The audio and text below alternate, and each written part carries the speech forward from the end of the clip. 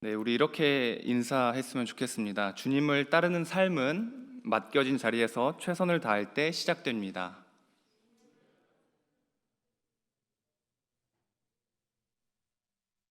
네, 감사합니다. 브라이언 트레이시의 100만 불짜리 습관이라는 책에 이런 글이 있습니다. 당신이 과거에 경험하고 생각한 모든 것은 당신의 행동이나 타인에게 반응하고 대처하는 현재의 습관 속에 담겨 있다. 좀 어려운데요. 그러니까 결국 오늘의 나는 과거의 내가 쌓여서 만들어졌다는 것입니다. 그렇다면 미래의 나는 누가 만드는 거죠? 현재 오늘의 내가 쌓여서 만들어졌다는 것입니다. 오늘 최선을 다해 살지 않으면서 우리는 막연하게 미래에는 지금과 좀 다를 것 같다, 좀 뭔가 좀 희망적일 것 같다라는 생각을 하면서 저도 그렇게 가끔 살고, 네, 지금도 살고, 네, 어불성설인 것 같습니다. 우리가 늘 현재에 만족하는 사람은 없을 것인데 우리는 늘 우리 안에 변화가 필요하다고 생각하고 변화를 원하고 있습니다. 지금보다 더 나은 삶을 살기를 원하죠. 더 나은 삶을 살기 위해서는 지금 열심히 살아야 한다는 것입니다.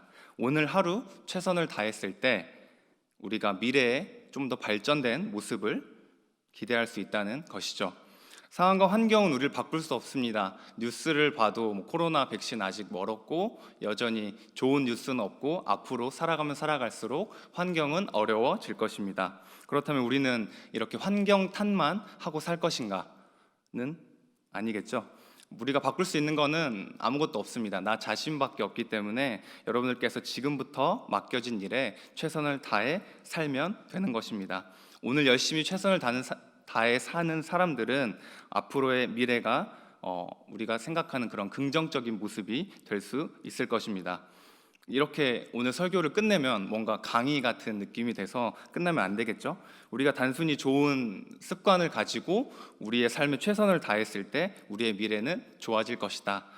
여기서 끝나는 것이 아니라 우리의 인생의 궁극적 목적, 삶의 태도는 앞에 제가 말씀드린 대로 열심히 살지만 우리가 열심히 살아야 하는 이유가 무엇인지에 대해서 오늘 본문을 통해 우리가 삶의 태도와 방향 그리고 주님의 음성을 듣는 시간이 되었으면 좋겠습니다. 우리 27절 한번 다 같이 읽어보도록 하겠습니다. 시작.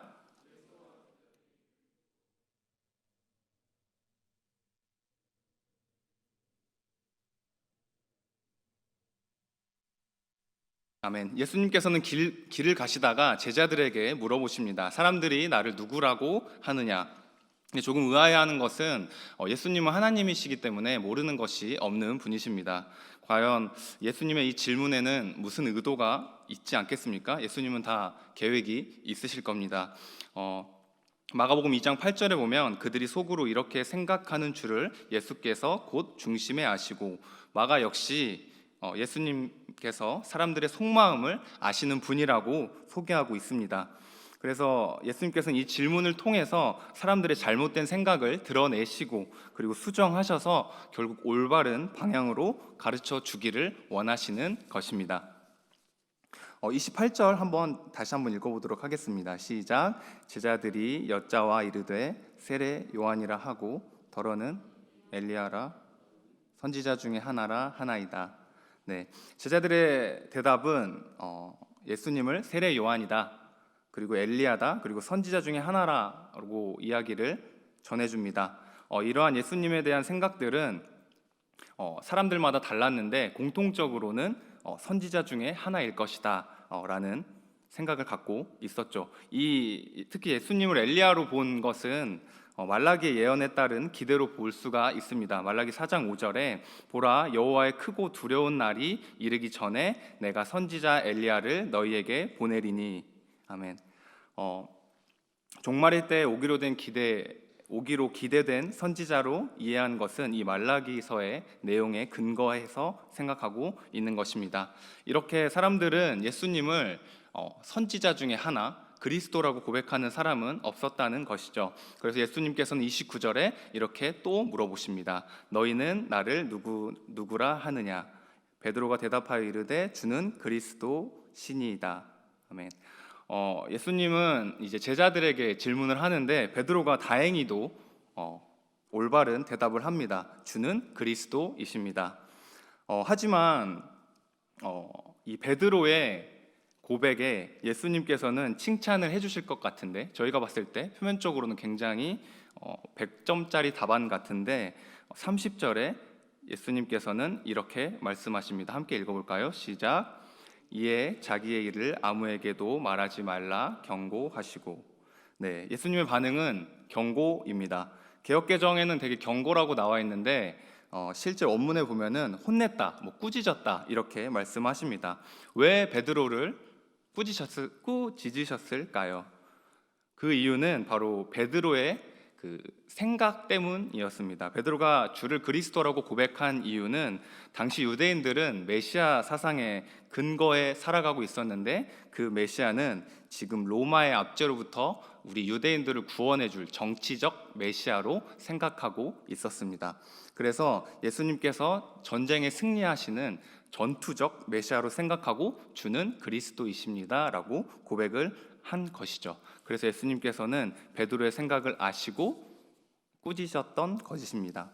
근데 이 바로 우리가 읽었던 본문 바로 앞부분은 벳세다 맹인을 치료해 주는 이야기가 나오는데, 현재 그 베드로의 모습 그리고 제자들의 모습이 영적으로 맹인과 같은 모습이 비슷한 것 같습니다.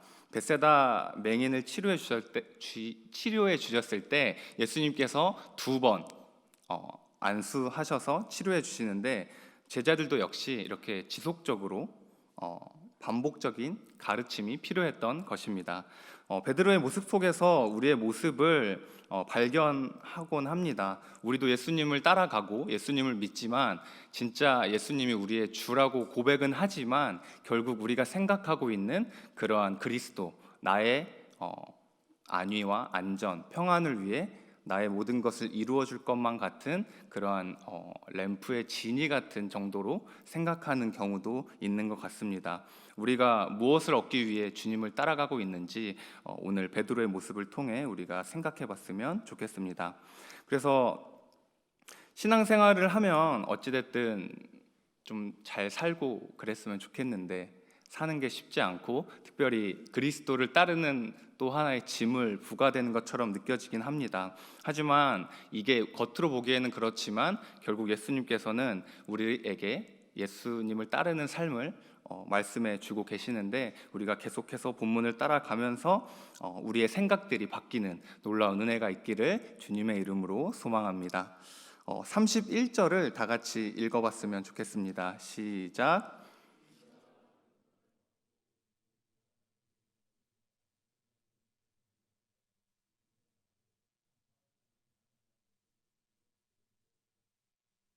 네, 예수님께서는 제자들의 잘못된 생각을 고쳐주기 위해서 말씀하십니다. 그 내용은 앞으로 예수님께서 고난을 받으실 것이고 죽임을 당하실 것이고 그리고 사흘 만에 다시 살아나신다는 이야기입니다.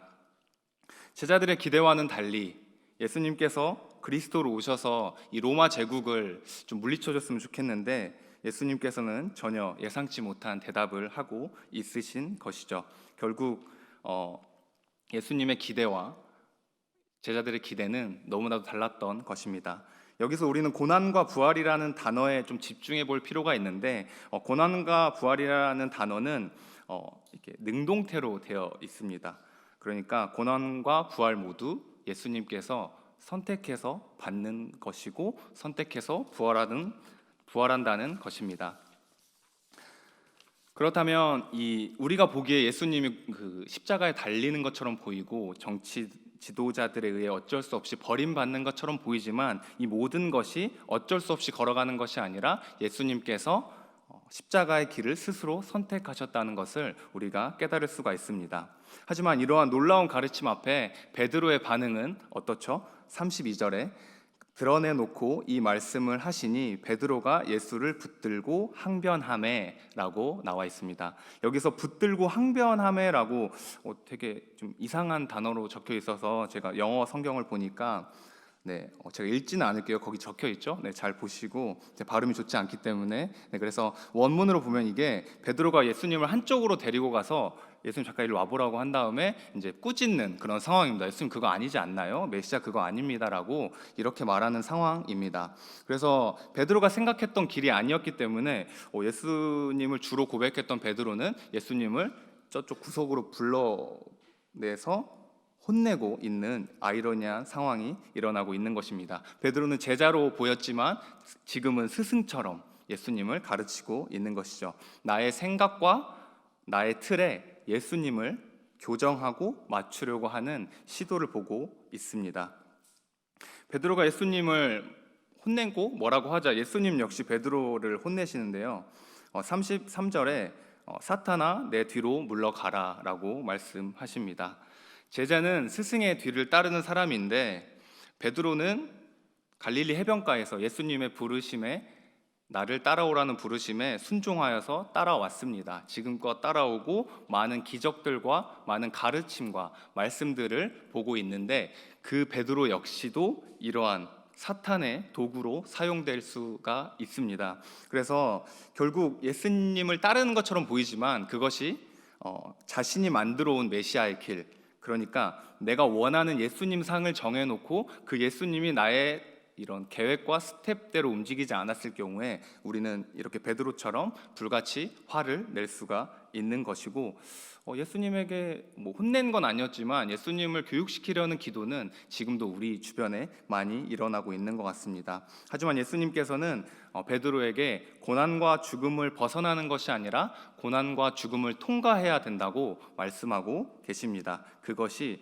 예수님께서 가르쳐 주신 메시아의 길이 되는 것입니다. 33절에 계속 보시면 내가 하나님의 일을 생각하지 아니하고 도리어 사람의 일을 생각하는도다 이렇게 얘기하고 계시는데요. 결국 하나님의 일을 생각하는 것처럼 보이고 그렇게 행동하지만 그 내면에는 사람의 일을 생각하는, 그러니까 하나님의 구원 사역보다는 나의 안전과 나의 계획이 더 중요해 보이는 것입니다. 고난 없이 영광만 얻으려고 하는 모습이 베드로를 통해 나타나고 있는 것입니다. 우리는 예수님을 뒤에서 따라가야 하는데 뒤에서 따라가지만 예수님을 따라가면서 다른 생각을 할 수 있는 것은 누구에게나 일어날 수 있는 일입니다.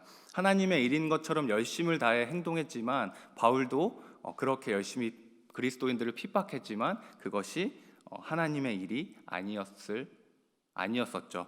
그래서 우리가 살아가는 동안 예수님을 믿으면서 신앙이 좋아 보이고 매일 큐티하고 매일 말씀 읽고 매일 최선을 다해 살아가지만 그것이 결국 하나님의 나라를 구하는 것이 아니라 그 목적이 이 세상의 안정과 나의 성공과 나의 편안함에 있다면 그것은 역시 사람의 일이 되고 말 것입니다. 그래서 우리는 이 고난을 통과하는 것에 있어서 하나님의 일이냐 아니냐를 결정하는 것이 아니라 내가 하고 있는 이 일을 통하여서 내가 어떠한 핍박을 손해를 감수한다 하더라도 우리가 그 하나님을 위해서라는 그 궁극적인 목적이 하나님 때문이라면 그 고난은 하나님의 일이 되는 것입니다. 제가 말하는 고난이 내가 잘못해서 고난 받는데 이게 하나님의 일이다 이런 걸 얘기하는 게 아닙니다. 여러분이 잘못해서 혼나는 건 그냥 혼나는 겁니다. 잘 아시면 좋을 것 같습니다. 그래서 여러분들이 어떤 일에 더 마음을 품고 살아가시는지 좀 생각해 봤으면 좋겠습니다. 내가 하나님의 일을 생각하는지 사람의 일을 생각하는지. 근데 누구도 자기 자신이 사람의 일을 생각한다고 하지는 않는 것이죠. 너희는 먼저 그의 나라와 그의 의를 구하라 라고 하는데 우리가 너희는 먼저 할 때 하나님의 의와 나라를 구하는 이유가 하나님의 나라가 궁극적인 목적이 아니라 이 모든 것을 더하기 위해 하나님의 나라를 구한다면 그것은 하나님의 일이 되지 않을 수도 있습니다. 그래서 여러분들이 매 순간마다 정말 말씀에 입각해서 성령 하나님을 붙들고 사탄의 도구가 아닌 하나님의 도구가 되는 그러한 은혜가 있기를 주님의 이름으로 소망합니다. 우리 34절 다시 한번 읽어보도록 하겠습니다. 시작.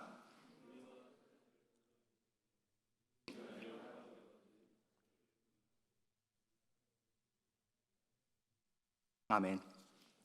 기독교에서 말하는 자기 부인, 제자도에 대한 핵심 구절인데, 자기 부인 수없이 많이 들어봤는데 도대체 그게 무엇인가에 대해서 한번 생각해 보고자 합니다. 예수님께서는 특별히 제자들에게 말씀을 하고 계시는데요, 다들 각자의 가치관과 생각대로 주님을 따른다는 것을 예수님께서는 알고 계셨습니다.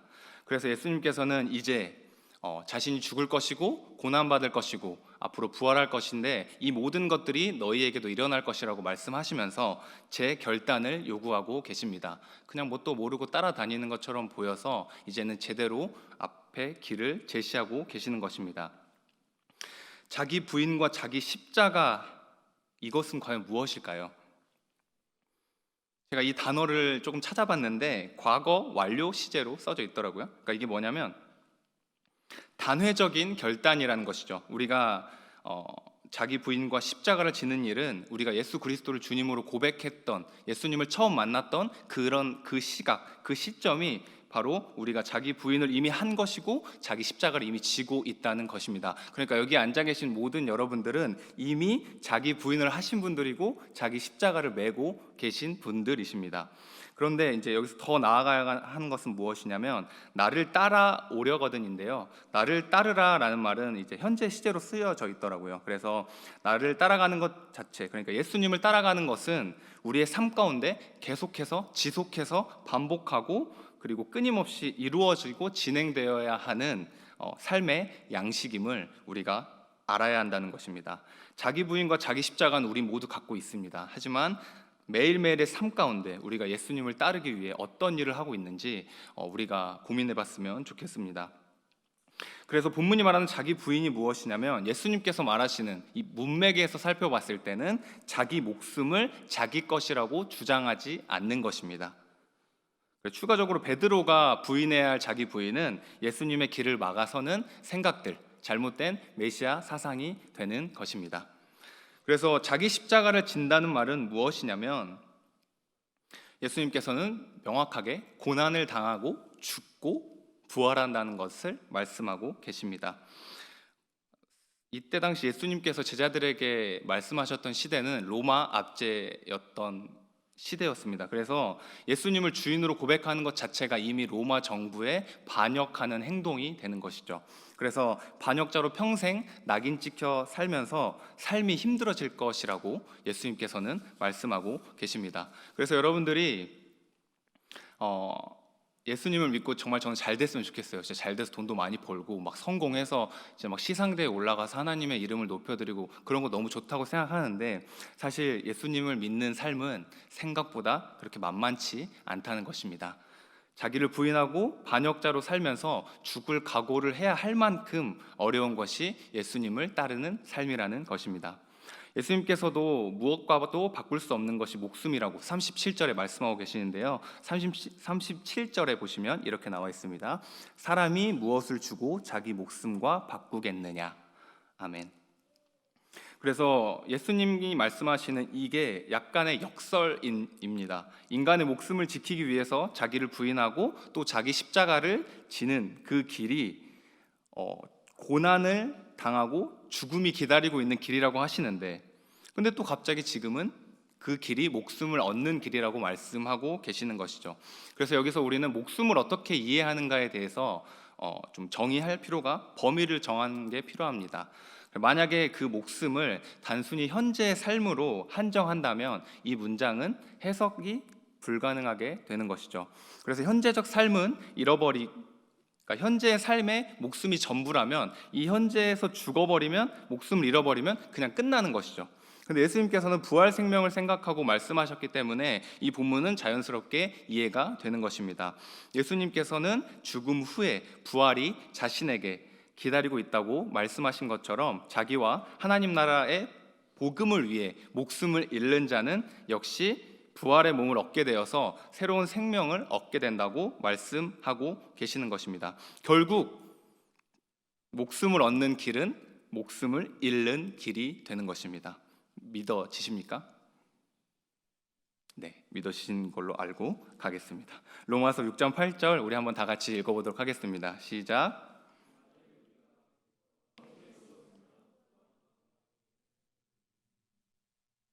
예수님께서 말씀하시는 목숨은 바로 부활의 삶입니다. 우리는 예수님과 함께 죽었고 예수님과 함께 다시 살게 될 것입니다.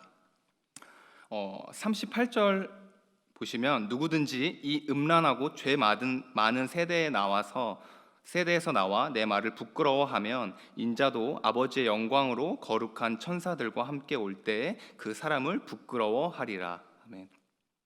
음란하고 죄악된 세대에서 제자들이 조심해야 할 것, 우리들이 조심해야 할 것은 바로 나의 말을 부끄러워하는 태도입니다.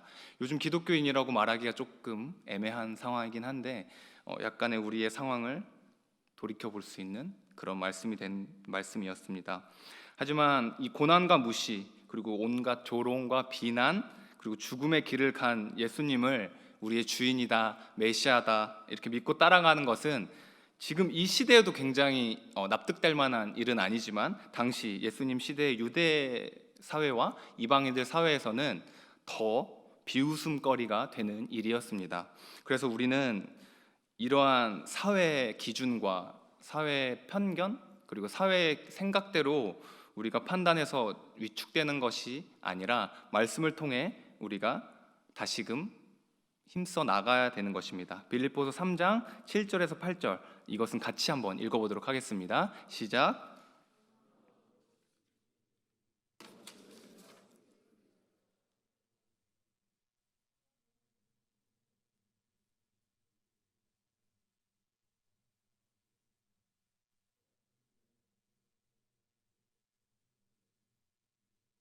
아멘. 그리스도를 얻고가 굉장히 중요한 말씀이십니다. 예수님께서 말씀하고 도전하고 계시는 것은 적어도 예수님의 제자라면, 예수님을 그리스도로 따르는 자라면 당시의 기준이 아니라 그 기준은 하나님이 되어야 한다고 말씀하고 계시는 것입니다. 여러분들이 마지막 날에 다 죽을 거잖아요. 저도 죽고 여러분도 죽을 건데 언제 죽을지는 모르겠지만 우리가 마지막 날에 하나님의 심판대 앞에 섰을 때 하나님께 인정받는 길은 우리가 세상에서 예수님을 따라 살았을 때 겪는 그 고난과 억울함, 손해 그런 것들이 하나님께서 인정해 주시는 것입니다.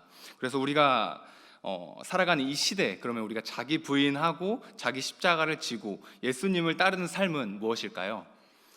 제가 최근에 밥을 먹다가 TV를 잘 보지 않는데 7급 공무원의 최연소 합격된 22살에 합격한 어떤 여자분이 나와서 인터뷰하는 걸 봤는데 그분이 이제 학교를 다니면서 휴학하지 않고 공무원 공부를 했대요. 근데 잠이 너무 부족하니까 그 커피 가루를 분쇄해서 원두를 먹었다고 해요. 내리지 않고 먹었다고 해요.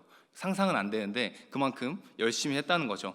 이처럼 믿지 않는 사람들은 굉장히 열심히 삽니다. 왜냐하면 자기의 인생을 자기가 책임져야 하기 때문이죠. 그리고 열심히 살고 이 세상이 끝이기 때문에 가장 올라갈 수 있는 가장 최대한 곳으로 올라가서 잘 먹고 잘 살고 그런 안전함을 추구하고 있는 것이죠. 내 인생을 개척하기 위해 세상 사람들은 이렇게 열심히 살아갑니다. 하지만 우리의 모습은 어떨까요? 저를 봐도 이렇게 막 커피를 퍼먹으면서까지 치열하게 살지는 않는 것 같습니다. 우리 안에 몰입하는 모습, 정말 최선을 다하는 모습, 치열하게 살아가는 모습이 있을까요? 환경이 너무 힘들어서 여러분들에게 치열하게 살자 이런 얘기를 하자는 게 아닙니다. 우리가 하나님을 아버지라고 부르고 주로 고백하고 있는데 특별히 하나님이 내 아버지시고 전지전능하신 창조주가 내 아버지시라고 고백하는데 우리의 삶은 과연 어떤지가 저는 궁금한 것입니다. 저를 생각해 봤을 때 뭔가 그 은혜라는 개념에 빠져가지고 내가 뭔가 열심히 하지 않아도 하나님이 은혜 주실 것만 같은 그런 요행을 바라면서 살 때가 있는 것 같습니다. 말로는 하나님은 나의 아버지라고 고백하지만 아버지께서 인정하시는 그 주권이 이 교회 안에만 한정되어 있는 것처럼 보일 때가 있고 특별히 이 모든 영역에서 행해져야 할 하나님의 주권이 교회 안에 축소되고 있는 모습 그리고 내가 원할 때만 그 주권을 인정하는 모습을 우리가 볼 때가 있습니다. 그렇다면 우리가 하나님의 주권을 인정한다면 어떻게 해야 할 것인가? 그것은 바로 여러분들이 지금 처해 있는 그 가정 그리고 학교, 직장 그리고 공부를 준비하고 있다면 공부하는 그 독서실이 바로 하나님이 보내주신 맡겨주신 자리라는 확신이 바로 여러분들이 해야 할 고백이 되겠습니다. 나보다 나를 더 사랑하시고 나보다 더 나를 잘 아시는 그 하나님께서 분명 나에게 가장 좋은 위치에 저를 보내주신 것일 것입니다. 그렇다면 하나님이 맡겨주셨다면 우리는 어떻게 할까요? 우리가 회사에서 누군가 일을 맡기면 되게 잘하려고 하잖아요. 물론 그를 위해서 일하는 게 아니라 욕먹지 않기 위해 일하는 게 훨씬 더 많긴 하지만 어찌됐든 열심히 하지 않습니까? 그렇다면 회사 사장한테도 그렇게 열심히 하는데 우리가 하나님께는 어떻게 얼마나 열심을 다해 최선을 다해 살고 있는지 우리가 조금은 생각해 봤으면 좋겠습니다. 이건 여러분들 뭐라고 하는 것이 아니라 제가 제 자신에게 하고 싶은 얘기인 것 같습니다. 그래서 지금 내가 맡겨진 이 자리, 회사, 너무 가기 싫은 그 회사, 뭐 누군가에겐 너무나도 가고 싶은 그 회사, 그리고 이 가정, 너무나도 힘든 이 가정이 하나님이 보내주신 그 자리가 되는 것입니다. 그래서 우리가 그 자리가 하나님이 맡겨주신 자리라는 그 최선을 하나님이 맡겨주신 자리라는 것을 확신하고 최선을 다해 살 때 우리는 주님을 따르는 삶의 시작이 되는 것입니다. 우리가 늘 하나님 앞에 고백할 수 있는 것은 무엇이냐면 하나님, 내가 최선을 다했고 내가 열심히 했기 때문에 결과를 하나님 앞에 맡깁니다 해서 우리는 그러한 고백이 되었으면 좋겠습니다. 그것이 믿음이고 그것이 하나님을 신뢰하는 하나의 방법이죠. 그래서 결과가 좋고 안 좋고는 중요하지 않는 것 같습니다. 왜냐하면 결과는 하나님께 있다는 우리의 그 생각들, 그리고 하나님께서 이 모든 것을 주관하신다는 그 믿음 하나로 그 믿음이 우리를 평안함으로 이끌어 주게 되는 것입니다. 주는 그리스도십니다 라고 고백한 베드로였지만 결국은 하나님의 일을 생각하는 것이 아니라 사람의 일을 생각했고, 우리도 그러한 오류에 빠지라는 법이 없습니다. 안 빠지라는 법이 없겠죠. 그래서 우리는 제대로 된 고백을 해야 하고, 우리가 살아가는 이 자리가 하나님이 맡겨주셨다는 그 확신 가운데 그 고백으로 살아내야 하는 것입니다. 그것이 자기를 부인하고 자기 십자가를 지고 주님을 따르는 삶의 시작점이 될 것입니다. 우리는 자기 부인, 자기 십자가, 주님을 따르는 삶이 갑자기 모든 걸 내려놓고 신학교에 가서 입학해서 전도사가 되는 일이라고 생각합니다. 저 또한 그랬던 적이 있었고요, 초등학교 때. 근데 저는 모든 사람이 신학교에 가서 입학하라는 얘기가 아니라 여러분들이 각자의 삶의 자리에서 최선을 다했으면 좋겠다. 왜 최선을 다해야 하냐? 그것이 바로 하나님께서 맡겨주신 자리이기 때문에 우리는 최선을 다해야 하는 것입니다. 그래서 방금 제가 신학교 가는 걸 비하하는 그런 내용은 아니고, 저는 모든 사람들이 신학교를 갔으면 좋겠습니다. 좋은 신학을 배워서 말씀 지도자로 살았으면 좋겠다는 마음이 있어서요. 그래서 자기를 부인하고 자기 십자가를 지고 주님을 따르는 것은 내가 지금 속해 있는 가정이란 아내의 역할, 남편의 역할, 아들, 딸의 역할, 여러 가지 역할들이 있지 않습니까? 부모님께 조금 더 친절하게 말하고, 왜냐하면 이게 하나님이 보내주신 분이 내 아버지, 어머니시니까. 그리고 직장, 출근하지 않았으면 좋겠다라고 생각하는 그 직장 동료가 하나님이 보내주신 자라고 생각한다면 우리가 조금은 삶의 태도가 달라지지 않을까요? 그래서 우리가 하나님을 신뢰하고 하나님의 주권을 인정한다면 우리가 어디서 어떤 일을 하든지 간에 우리는 크게 중요하지 않습니다. 왜냐하면 하나님께서는 우리의 일을 해결하는 것에 집중하시는 것이 아니라 우리가 어려운 일을 당했을 때, 그리고 우리가 삶을 걸어 나갈 때 우리가 어떻게 하나님을 찾고 구하고 하나님과 동행하는지에 관심이 있는 것이죠. 여러분이 살아갈 때마다 문제와 해결해야 할 것들은 너무나도 많습니다. 지금 당장 이것만 해결하면 내가 정말 주님께 더 나아갈 수 있는데, 내가 정말 이 문제만 해결되면 더 주님을 섬길 수 있는데 라고 저 역시 그렇게 살아왔던 시절이 있었고, 물론 지금도 가끔 그렇습니다. 하지만 그게 해결되고 나면 언제 그 기도 자체가 기억이 안 나요, 사실. 그리고 또 다른 문제가 생기고 또 다른 문제가 생기고 계속 문제가 생기는 거죠.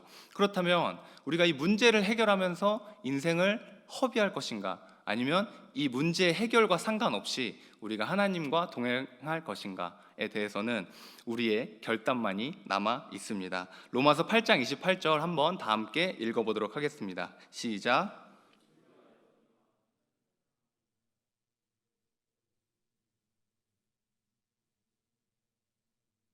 아멘. 저는 제가 하는 모든 경험들, 그리고 내가 하고 있는 모든 이 생각들, 그리고 내가 주님께서 맡겨주셨다고 믿고 하는 이 모든 행동들이 제 뜻에 상관없이, 제 계획과 상관없이, 이 일이 성공하느냐 실패하느냐와 상관없이 모든 것이 합력하여 선을 이룬다고 저는 믿습니다. 그래서 결과에 상관없이 주님께 일이 잘 돼도 하나님께 은혜 받았다고 생각하고, 일이 잘 되지 않아도 하나님께 은혜 받았다고 생각할 수 있는 것입니다. 특별히 실패를 통해 우리는 많은 것들을 배울 수 있는데, 우리가 실패를 통해 더욱 역량이 강화되는 것도 경험하게 되는 것입니다. 우리가 최선을 다했을 때 나오는 결과물이라고 할까요? 최선을 다하면 잘할 수밖에 없습니다. 잘하면 사람들이 인정해주고 사람들이 나를 관심 있게 쳐다봅니다. 그리고 잘하게 되면 성취가 생기기 때문에 나조차도 자신감이 넘치게 되는 것이죠. 우리가 열심히 살고 잘 사는 이유가 하나님을 위해서라고 사람들에게 얘기했을 때 과연 사람들이 인정해 줄 수 있을 만큼 우리는 과연 최선을 다해 살아가고 있는가에 대한 여러분과 저에게 고민하는 질문입니다. 늘 송구영신만 되면 저는 하루하루 매해 매년을 이렇게 후회하고 불평불만합니다. 좀 더 뭐 할 걸, 좀 더 열심히 살 걸. 언제까지 불평불만 후회하면서 인생을 낭비할 수 없지 않습니까? 하나님 맡겨주신 자리가 정말 이 자리가 맡겨주셨다는 그 확신 가운데 우리가 최선을 다한다면 결과와 상관없이 우리는 하나님의 것을 추구하는 자가 될 것이고, 하나님을 영화롭게 하는, 하나님의 이름을 높여드리는 그러한 주님의 제자들이 될 것입니다. 고린도전서 4장 1절에서 2절에 이렇게 나와 있는데요, 사람이 마땅히 우리를 그리스도의 일꾼이요 하나님의 비밀을 맡은 자로 여길지어다. 그리고 맡은 자들에게 구할 것은 충성이니라. 아멘. 우리가 열심히 사는 이유는 그것이 바로 하나님께서 비밀을 맡은 자로 여겨주시기 때문입니다. 우리는 충성해야 되고 최선을 다해야 합니다. 그럼 약간 내가 너무 열심히 해서 나 너무 저에 대한 얘기만 한 것 같아서 제가 인본적인 것이 아니라는 것을 말씀드리기 위해 예레미야 애가를 읽어드리도록 한 3장에 이렇게 나와 있습니다. 여호와의 인자와 긍휼이 무궁하심으로 우리가 진멸되지 아니함이니이다. 이것들이 아침마다 새로우니 주의 성실하심이 크시도소이다. 아멘. 여러분, 매일매일 아침마다 하나님이 주시는 은혜를 간구하면서 살아갔으면 좋겠습니다. 아침에 일어나자마자 핸드폰을 보고 시계를 확인할 수 있겠지만 그걸 잠깐 참고, 하나님 정말 오늘도 주님이 필요하고 하나님과 동행하고 싶습니다. 저에게 힘을 주세요 라고 하루를 시작하는 사람과 그냥 눈 떠서 떠밀려 가는 대로 사는 사람은 인생이 자체가 달라질 것입니다. 제가 좋아하는 말이 스노우볼 효과라고 있는데, 그 조금이 모여서 5년, 10년 후에는 엄청난 차이가 된다는 것입니다. 저는 약간 좀 세상에서 잘 나가고 좀 높은 지위에 있는 사람들을 만나서 얘기할 기회가 조금 있었는데, 궁금해서 항상 물어보고 했는데 결론적으로는 특별함이 전혀 없었습니다. 근데 알고 보니까 그들만의 특별하게 하는 루틴이라고 해서 그 하루에 30분, 하루에 1시간 꼭 자기들이 지켜서 하는 그러한 일들이 있더라고요. 그러한 일들이 열심히 모여지고 쌓이다 보니까 그 자리까지 오른 것인데, 결국 우리는 하나님의 인자와 긍휼이 무궁하시다는 것을 알고 있기 때문에 그 하나님께 매일매일 주의 성실하심을 의지하면서 은혜를 구하며 나아갔으면 좋겠습니다. 내가 최선을 다하지만 주님이 하실 것입니다. 주님이 도와주실 것입니다. 우리는 그 주님을 신뢰하고 정말 맡겨준 자리가 하나님이 보내주신 자리라는 확신 가운데 최선을 다해 살아내기만 하면 됩니다. 결과가 잘 되고 못 되고는 나중에 가서 판가름이 날 것입니다. 지금 당장 내가 원하는 대로 되지 않더라도 분명 하나님께서 나를 위해 나의 준비된 때 가장 하나님 원하시는 방법으로 나에게 채워주실 것입니다. 채워주지 않으셔도 상관없습니다. 왜냐하면 하나님이 나의 주인이시기 때문입니다. 그래서 여러분들은 매일매일 주님의 뜻을 묻고 기뻐하시는 삶을 살아내는 은혜가 있기를 원하는데, 그렇다면 주님의 음성을 어떻게 들을 것인가, 제가 엄청난 비법을 알려드리도록 하겠습니다.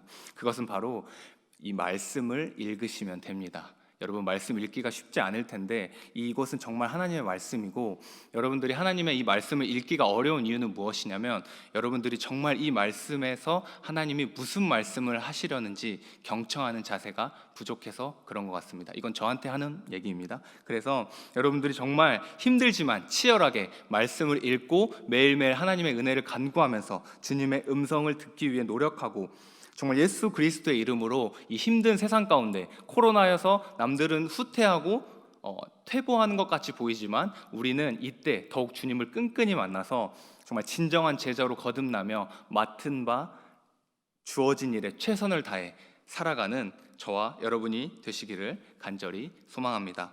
누구든지 나를 따라오려거든 자기를 부인하고 자기 십자가를 지고 나를 따를 것이니라. 누구든지 자기 목숨을 구원하고자 하면 잃을 것이요 누구든지 나와 복음을 위하여 자기 목숨을 잃으면 구원하리라. 아멘. 우리 다 같이 일어서서 예수 이름으로 찬양하겠습니다.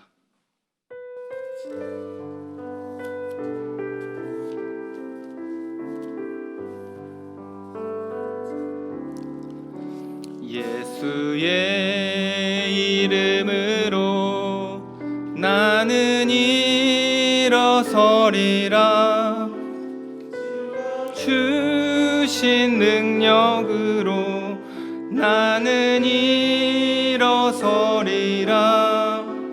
원수가 날 향해 와도 쓰러지지 않으리.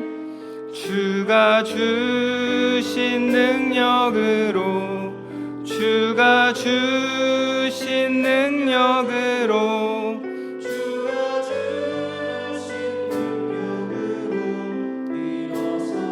우리 예수의 이름으로 다시 한번 찬양하겠습니다.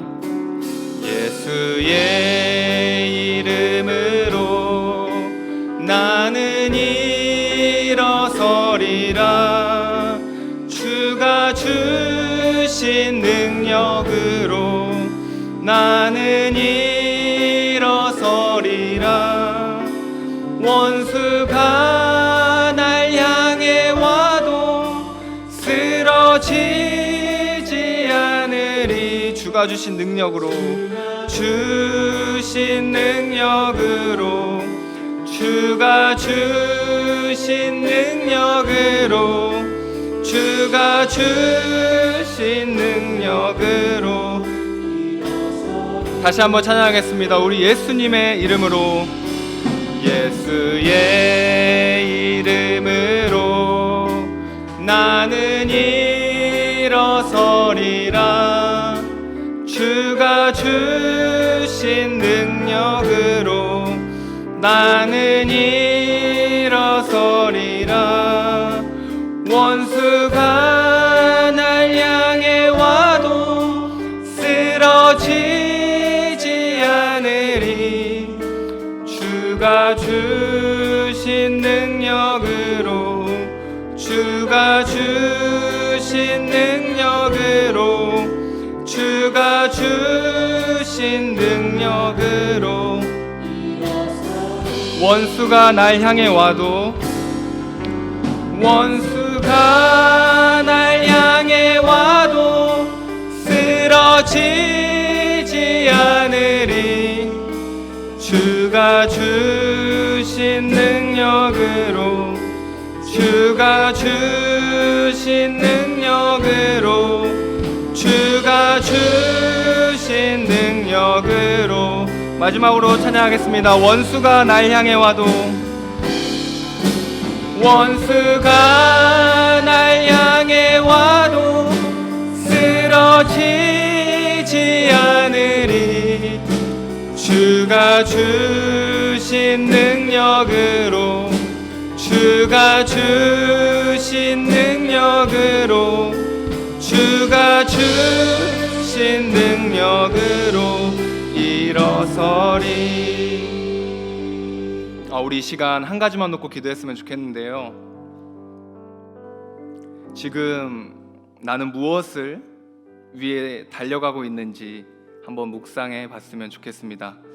정말 내가 치열하게 살고 있는지, 내가 정말 남에게 아니 나 자신에게 부끄럽지 않게 정말 떳떳하게 치열하게 열심히 최선을 다해 살아가고 있는지, 주님 보시기에 주님이 맡겨주신 이 자리가 분명한데 내가 내 자리가 너무 익숙해지고 너무 작게 보이고 나는 이런 일을 할 사람이 아니다, 아니면 더 편한 일을 찾기 위해서 오늘도 이것저것 생각하고 계십니까?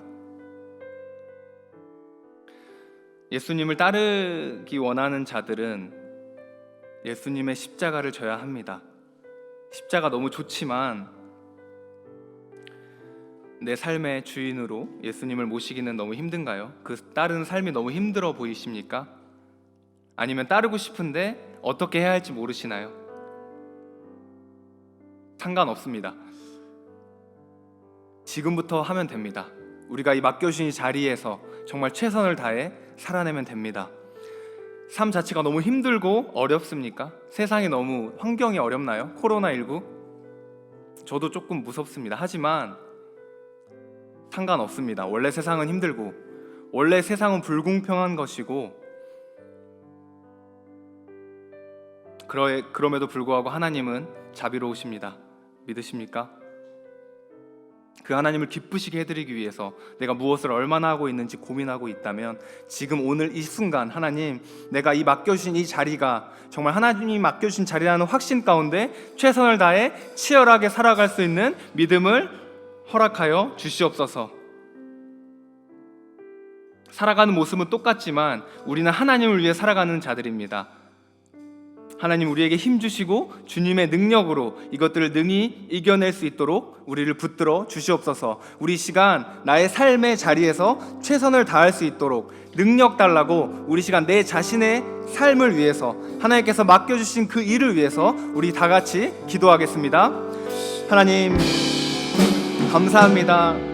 오늘도 이렇게 말씀 가운데 하나님의 주권을 깨닫고 특별히 하나님을 따르기 위하여서 베드로의 고백을 통하여서 우리의 모습을 바라봅니다. 하나님 우리가 다시 한번 우리가 이 서 있는 이 자리가 맡겨주신 자리라는 확신을 가지고 하나님을 기쁘시게 하기 위해 열심을 다해 살아갈 수 있는 치열하고 최선의 능력을 우리에게 부어 주시옵소서. 하나님 우리의 삶이 너무나도 어렵고 힘듭니다. 코로나19라는 재앙 가운데 살아가고 있습니다. 하나님 하고 싶은 것도 많고 우리가 놀고 싶고 너무 행복하게 살고 싶지만 하나님 그럼에도 불구하고 우리가 하나님께서 맡겨주신 이 자리에 최선을 다해 살아갈 수 있는 치열함을 허락하여 주시옵소서. 하나님 내 자리가 작게 보이고 낮아 보이지만 이것이 하나님께서 맡겨주신 거라는 확신 가운데 우리가 온전히 주님을 붙들고 나아갈 수 있도록 주님 우리에게 힘을 부어 주시옵소서. 하나님 우리가 하늘의 것을 쫓다가 땅의 것을 잃지 않게 하여 주시옵소서. 하나님 우리가 맡겨주신 이 땅의 것의 이 자리에서 하나님의 이름을 높여드리는 놀라운 은혜가 있기를 원합니다. 하나님 정말 우리를 다시 한번 붙들어 주시옵시고 매일매일 하나님의 인자하심 가운데 주님의 은혜로우심 가운데 우리가 더욱 주님을 붙들고 의지하며 나아갈 때 하나님께서 새 힘 주실 줄로 믿습니다. 주님 우리가 온전히 주님을 따라가기 원합니다. 하나님 입술로만 따라가는 것이 아니라 우리가 맡겨진 삶의 자리에서 일상의 자리에서 주님을 더욱 치열하게 최선을 다해 따라가는 믿음의 제자들 될 수 있도록 주님 우리를 붙들어 주시옵소서. 하나님 내 인생에 주님이 주인 되어 주시기 원합니다. 그 시작이 내가 예수님을 따르고 자기를 부인하는 것이 자기 십자가를 지는 것이 내가 이 주어진 일상 나의 직장 그리고 학업 그리고 가정이 될 수 있도록 주님 붙들어 주시옵소서. 주님 우리는 한 치 앞길을 알 수 없습니다. 하지만 분명한 것은 예수님은 자비로우시다는 것, 하나님은 은혜가 넘치시고 하나님께서는 우리를 지금도 여전히 사랑하고 계시고 우리를 이끌어 주신다는 것입니다. 하나님 최선을 다해 하나님이 맡겨주신 일에 완수하며 하나님을 기쁘시게 할 수 있도록 주님 우리를 붙들어 주시옵소서. 영혼을 지닌 사람들이지만 이 세상에서 100% 최선을 다해 살아갈 수 있도록 주님 우리를 붙들어 주시옵소서. 하나님의 은총을 바랍니다. 하나님의 자비하심을 바랍니다. 주님 우리를 붙들어 주시옵시고 온전히 주님을 붙들 수 있도록 우리를 인도하여 주시옵소서.